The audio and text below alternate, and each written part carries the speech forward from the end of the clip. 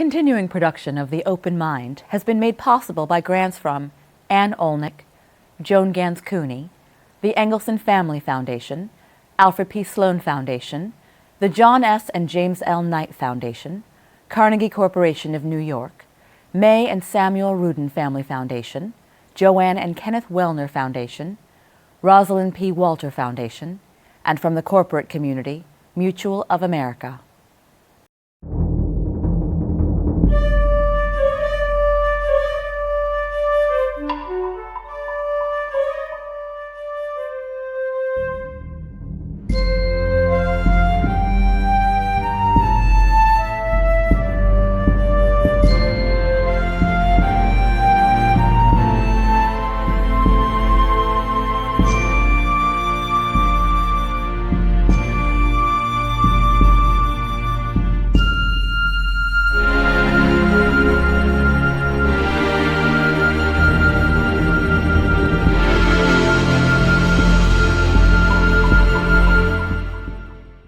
I'm Alexander Heffner, your host on The Open Mind. Today we examine the carceral states of America amid racial unrest with a leading scholar of criminal justice reform. Harvard University Assistant Professor of History and African American Studies, Elizabeth Hinton studies persistent poverty and racial inequality. She's the author of the new book, From the War on Poverty to the War on Crime: The Making of Mass Incarceration in America, which the New York Times calls an exceedingly well-researched revelation.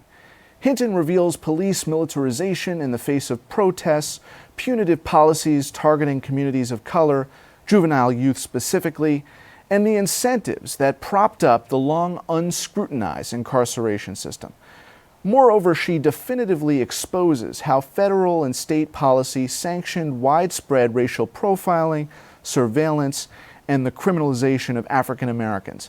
So today with Elizabeth, we'll grapple with the troubling trajectory of police brutality, the peaceful turn violent backlash in the streets, and prescriptions for realistic reform at this crucial moment of reckoning for those condemned to a prison cell in America. Elizabeth, a pleasure to have you here. It's wonderful to be here. Thanks for inviting me, Alexander. You're very welcome. I use that phrase condemnation because going back to the literature of Khalil Muhammad and the new Jim Crow, you are developing on that literature now with a history of the present moment, and we were discussing what enabled us to bring these issues to the fore.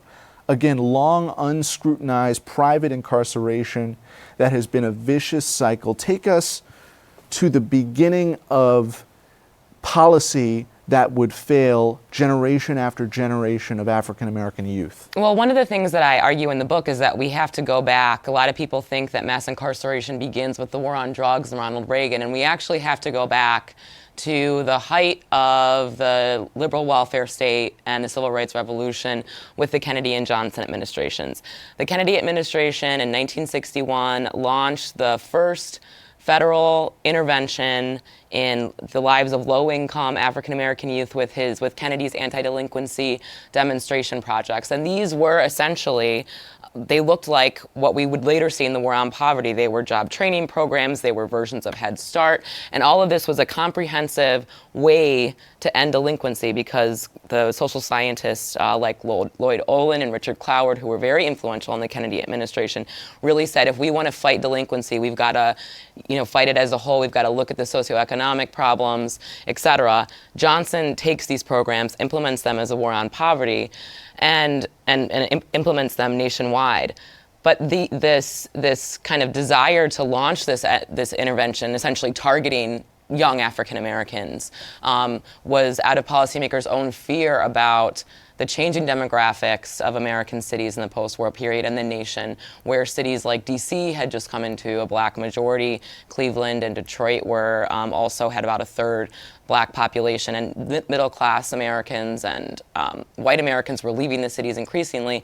In an era of deindustrialization, policymakers and social scientists recognized, okay, we've got to do something with these groups of youth who they began to call social dynamite before they explode.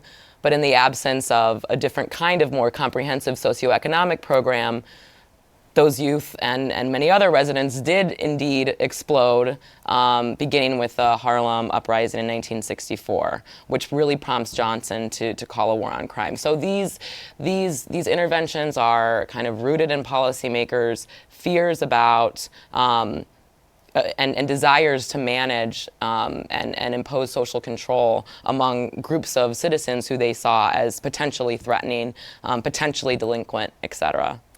And it was because in that great migration that you describe, there was not a possession or an ownership of community on the part of the blacks in this country. African Americans had been sharecropping, and now when they were moving from rural to city, there was not an opportunity for them to enshrine their own rule of law. Right. And that was the fundamental flaw in believing that a war on poverty could lead to the gentrified conditions. Right, exactly. So what is remarkable about this intervention and kind of this turn in domestic policy we see in the 60s is that for the first time, federal policymakers want to address racial discrimination. They want to address the issue of racism and the long-term impact of discrimination. As Kennedy, Kennedy kind of saw himself as continuing the policies of Reconstruction. He looked to Lincoln. He saw Reconstruction as kind of one of the hallmarks of American history, and wanted to kind of finish that project for these groups of African Americans who had transformed the United States and urban life by moving to the north. The problem is that their ideas about the causes of that poverty, they said, okay, we have these issues of unemployment, we have these issues of failing schools, and we've got to improve our housing. But really, poverty is the result of Black American pathology, Black American behavior problems, the impact of generations of living in single-parent households, etc. So we can address Black poverty by providing home skills workshops, and we can just provide job training, teach people how to tie ties and become productive citizens. It's the language that policymakers use, how to fill out job applications. But the problem is if you do that in the absence of, as you say, really giving people the tools to be able to have a say in the institutions that are impacting their lives on a daily basis, and direction and control over the programs that they're working with, that they interact with every day, in essence socioeconomic transformation. Right. Those programs are going to fall short because poverty is not the result of individual behavior alone. I don't want to sidetrack us too much, but I said this to Danielle Allen and to Leah Wright, your colleague at Harvard, that had it been a President Sumner rather than a President Lincoln who would not have tolerated reunification of the Union until slaves, now freed slaves, were given the land of Confederate territories, repatriating the land so they actually had stock in the country, ownership. Right. What's so interesting is that we get that exactly. It's a similar moment. We had the expansion of civil rights. And it's the same today. Yeah, exactly. The same issue that has propelled the activists in Black Lives Matter. We can't necessarily say that they articulate it that way, but when you talk about the stigma and the entrenched systemic conditions of poverty, it goes back to that moment because so little has changed in terms of the concentration of wealth and political power. Right, and that's because there's been a lack of socioeconomic change in this country, and I think those in power have really resisted committing the resources that it would take to fundamentally disrupt racial hierarchies that have kind of guided social relations in this country, political and economic relations as well, historically. How soon after the war on poverty was declared did it become a war on a class of people, in effect? That's a really complicated question. So, I mean, in some senses, Kennedy's anti-delinquency programs that were kind of reframed as a war on poverty in '64 by Johnson with the Economic Opportunity Act were also about kind of social control. As I mentioned, this real kind of fear, okay, we have to do something to address these issues because we have a potentially troublesome or rebellious population in these cities that we're harboring by not addressing issues of racial discrimination and employment and schools, et cetera. Johnson essentially launches the war on crime at the same time as the war on poverty, 1 year after the Economic Opportunity Act. This is following the unrest that Harlem, Brooklyn, Rochester, Chicago, and Philadelphia witnessed in '64 after the enactment of the Civil Rights Act. Johnson calls the war on crime in March, sends the Voting Rights Act to Congress, completes the Civil Rights Package.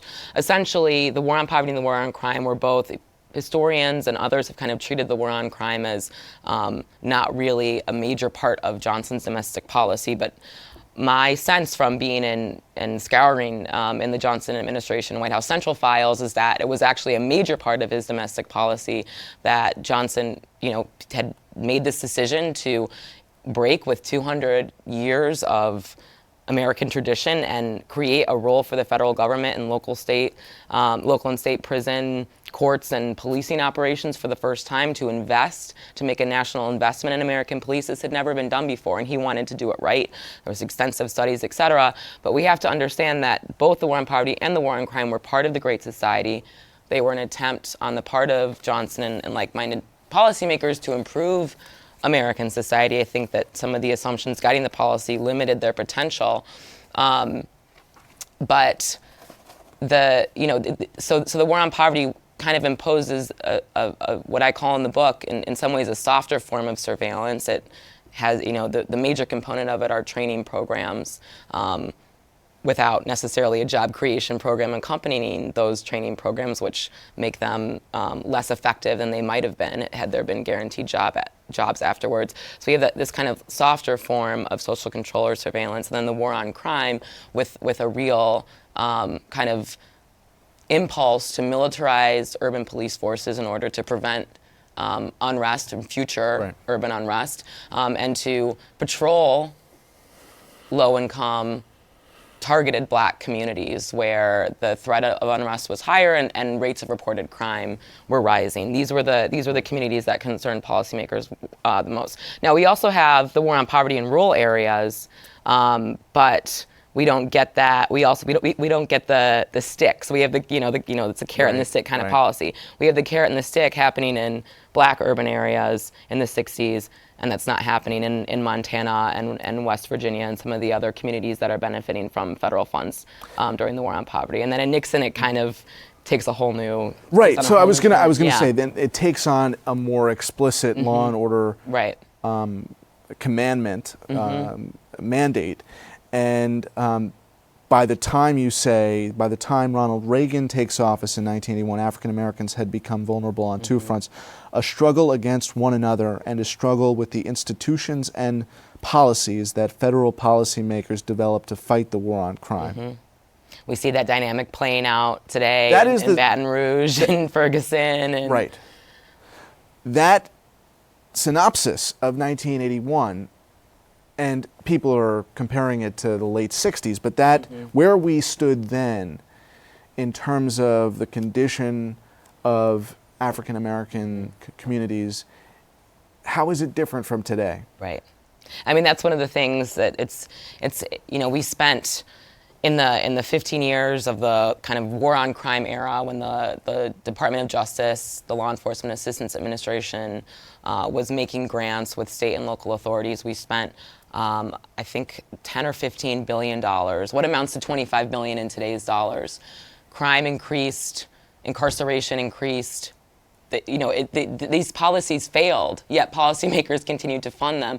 In many cases, and I document this in the book, using the failures of the policy as fodder to get more resources to these communities. I think it's a lesson that we need to keep in mind today, as we talk about body cams and we talk about immediately turning to hardware as a continued solution, and it's more about kind of rethinking policing. But in terms of rethinking policing, stay on that track.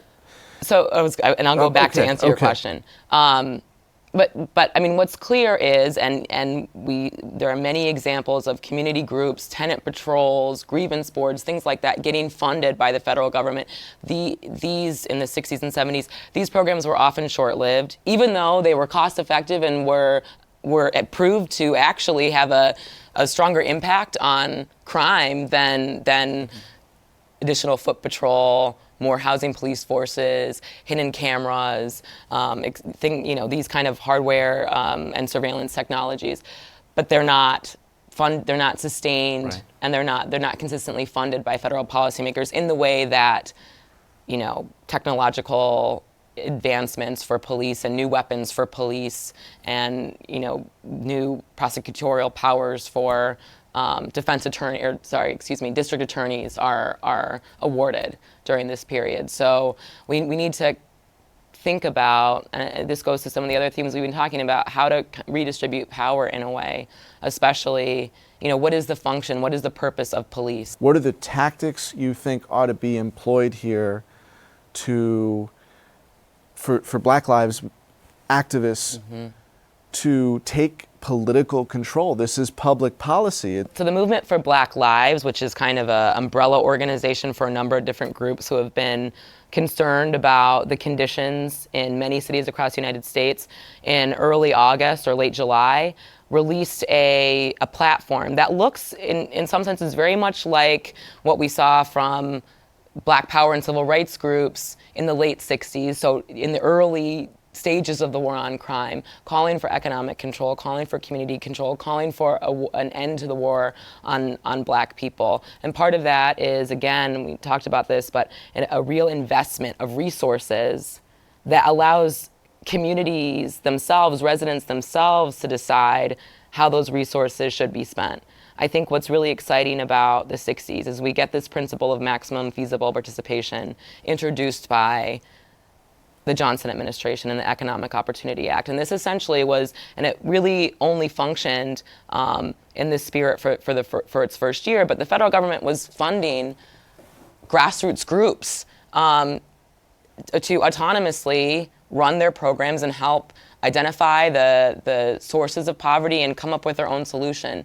Local officials did not like this practice. They thought it was kind of a voter registration drive for the Democratic Party, or that it was in Johnson's self-interest. And eventually, federal policymakers ceded control over those programs. But I think that we need to go back to that. I think that, people within the question of rethinking policing, so much of it is that we have outside forces coming in to impoverished neighborhoods, and people should be responsible for keeping their own neighborhoods safe. So things like residency requirements, a real civilian grievance board where people can get their aggressive encounters or civil rights violations on the part of law enforcement they've experienced addressed and answered. One of the things, even with the recent acquittal of Freddie Gray, of the police officers involved in Freddie Gray's killing, in Baltimore. I think, I think people are really frustrated that there seems to be so little accountability for police. And if residents in communities that are targeted to be heavily patrolled and monitored by law enforcement authorities need to have a say in how these programs are being implemented. And this is a question that we saw arising in the 60s, and that power hasn't been really shared in a serious way, and we're dealing with the consequences now. Do you have to start with local law enforcement, or do you think it would be more effective to start with the prison system? We have to do it has to be all at once. I really think it has to be all at once, but let's face it, in this political season, that's not going to happen, right. Which leads me to the question, what is most feasible in this environment from the protesters' perspective on the street, but also the legislator who is fighting fear, bitter fear? I think police as kind of the first line of contact between low-income citizens and law enforcement, and let's face it, with the disinvestment in our social programs, really in many low-income Black and Latino communities, police are the public institution standing. It's who you call because it's the only person that you can call when you have a problem. And so I think we need to rethink, we need to look at police, but also why is it that we have made this decision to respond beginning in the 60s to socioeconomic problems with law enforcement with punitive measures. And that's kind of rethinking the function of police. What does public safety mean? So that's kind of the comprehensive rethinking. There's so much criminal justice reform that needs to happen, but if I have to choose two, I mean, it would be policing, it would be things like residency requirements, avenues for citizens to have a say and real power in the way that patrol and surveillance unfolds in their communities. But then also we have to deal with reentry, with the reentry system. As we, President Obama recently released another few hundred prisoners, and I do think that we're kind of in this moment, especially, and part of it depends on the election, who wins the election, but where we will begin to release at least nonviolent drug offenders, and we have to have comprehensive reentry services that actually give them a route to education and resources so that that cycle of incarceration and recidivism doesn't continue. And what is the political outlet for that? Well, reentry is, so the federal government is, I think, very interested in reentry. Some states have begun comprehensive reentry programs, like California is one of the leading states in reentry because they're kind of, with realignment, they're kind of reshifting the way that they're trying to release people from the state prisons, keep people in jail for longer, et cetera, to kind of decarcerate in a way.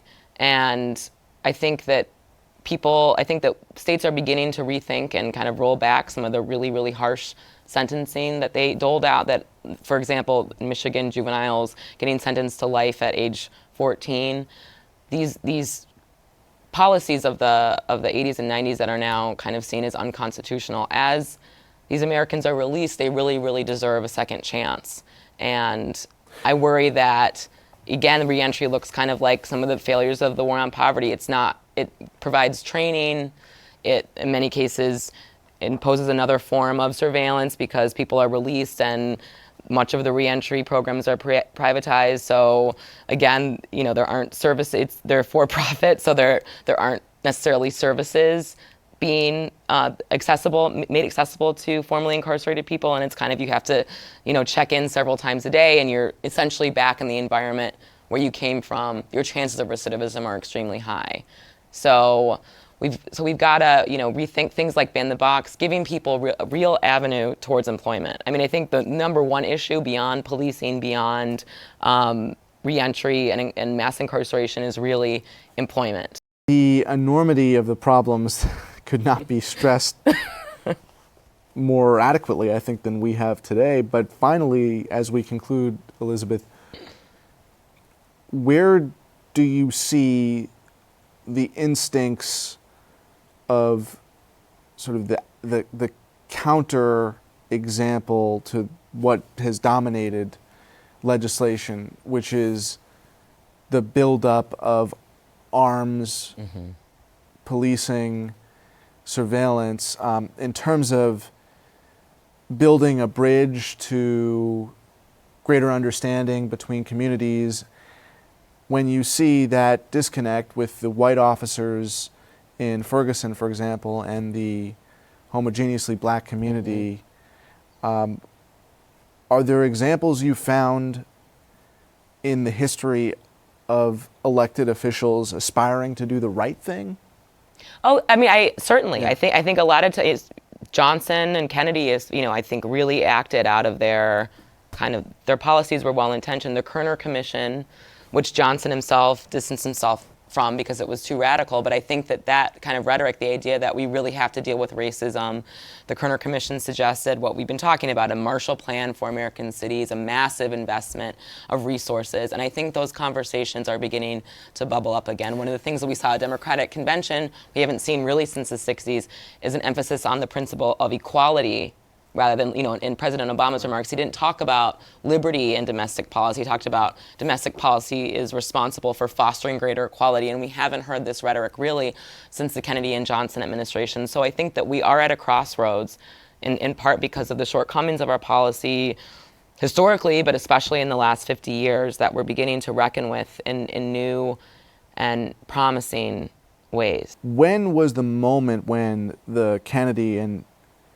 Johnson regime went wrong? I mean, when was Can you attribute it to a moment when the impulse towards fear took over the better motivations that you describe? Because if you can take us back to that moment, maybe we can help us reorient ourselves in this present climate.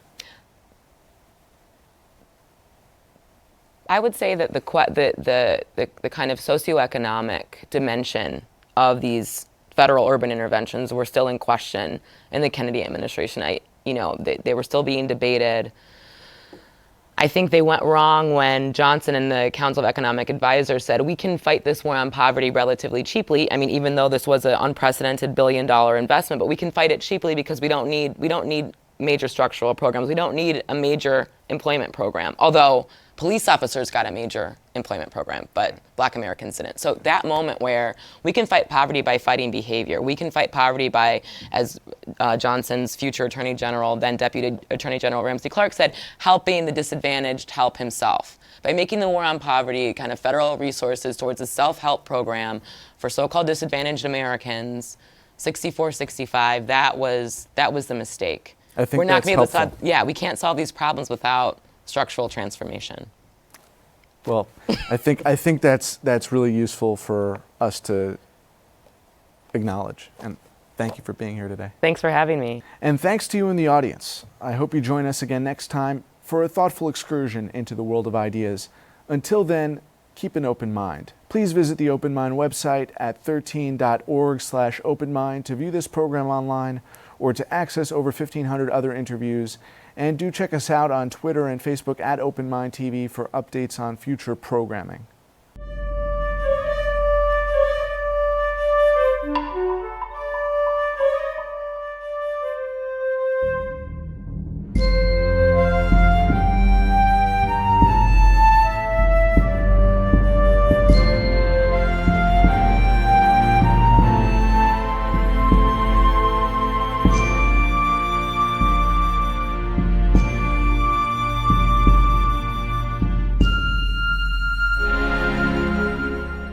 Continuing production of The Open Mind has been made possible by grants from Ann Olnick, Joan Gans CUNY, the Engelson Family Foundation, Alfred P. Sloan Foundation, the John S. and James L. Knight Foundation, Carnegie Corporation of New York, May and Samuel Rudin Family Foundation, Joanne and Kenneth Wellner Foundation, Rosalind P. Walter Foundation.